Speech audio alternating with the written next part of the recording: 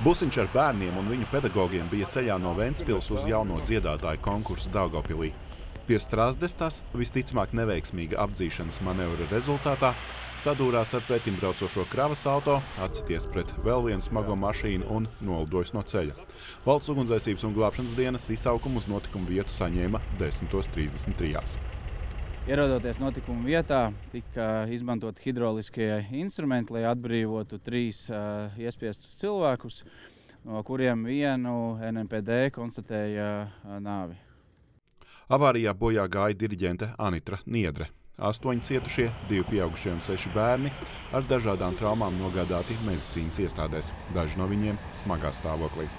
Mums ir 3 tātad cietušie, 2 cietušie ir pie samaņas un 1 cietušais tika ievests smagā stāvoklī bezsamaņā. Jā, vecāki ir ieradušies, bet tālāk viņus informēs šobrīd jau ārstējoši ārsti, kas ir gan ķirurģijas nodaļas speciālisti, gan arī intensīvās terapijas speciālisti. Mums ir informācija, ka šajā autobusā cilvēki nebija piesprādzēti, un līdz ar to gribētu atgādināt, ka visos transporta līdzekļos ir jāpadomā par drošību un vienmēr ir jāpiesprādzējās atrodoties kustībā.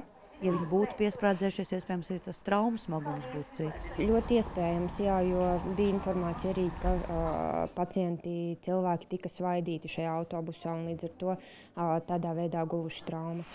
Avārijas vietā šodien strādāja arī valsts policijas eksperti un par notikušo ir sākts kriminālprocess, bet sīkāk par avārijas apstākļiem viņi pagaidām nerunā.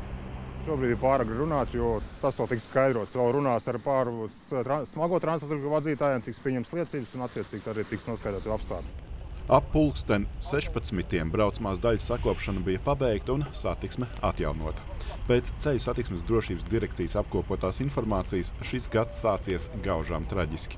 Kopumā šogad ceļu satiksmes negadījumi prasījuši jau 6 cilvēku dzīvības. Ģirds Zvirbulis, Ivars Žipickis, Latvijas televīzija.